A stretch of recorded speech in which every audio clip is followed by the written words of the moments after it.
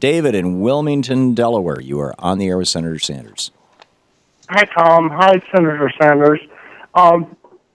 My question is, there's two parts. I want to know the variables that keep a person from voting, and I wonder if there will be any movement and I'm sure it would be a Democrat, by the Democratic Party to get this thing overturned where felons cannot vote. I think that hurts Democrats in every election, and it is a way that the 1% keep control over us by keeping felons. And I wonder what other variables. Got it, David. Thank you. Particularly the minority. Yep. Thank you, David. Right. Well, thank you, David. And David asked a very, very important question. And it gets to the question as to the nature of American democracy today. In the last election, 63% of the American people didn't vote. 80% of young people didn't vote. 80% of low-income workers didn't vote. Now, that was an off-presidential election. Those numbers go up during a presidential election. But what that speaks to, in my mind, is the alienation of the American people from the political process and their demoralization. The American people are hurting. The middle class is disappearing. Poverty is almost at an all-time high. We have lost millions of decent-paying jobs. Most of the new jobs being created are part-time and low-wage. And Americans look to Washington and they say, what are you doing? Who are you representing? Are you relevant to my life? I can't afford to send my kid to college. I can't afford childcare. I have to work 2 or 3 jobs to make a living. What are you doing about it?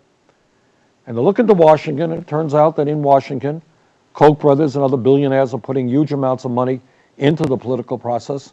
And Congress says, Koch brothers, what do you want? You don't want us to raise the minimum wage? Hey, we're there with you. You want us to deny that climate change is real and caused by human activities? Hey, count us in. We're with you. You want us to have more unfettered free trade so you can ship jobs to China or Vietnam? Hey, we're with you. And the American people are saying, why do I want to participate in this charade? And I'm going to stay home. So I think, David, that is at the heart of why voter turnout is so low. And I think there is no easy antidote to that. It's going to take a lot of grassroots education and organizing. It's going to take really strong candidates at the local level, the state level, for national office, who are bringing people together around a progressive agenda, who remind people of what Abraham Lincoln talked about, that government is supposed to be of the people, by the people, and for the people, not for the billionaires. Now, that's not easy stuff. You turn on television, the most important issues facing us, not even discussed. Talk radio, 95% of talk radio is right-wing, which is why I love this show, and why Tom and I have worked together for so many years. It's an alternative point of view. But this is tough stuff, how you get lower-income people, working people involved in the political process. And then David asked about felons. Well, felons overwhelmingly will be lower-income people who commit crimes. And then they're disbarred from the political process. Yes, we, of course, have got to rethink that. People who have paid their time, did their time, paid their obligations to society, bring them back into the democratic process.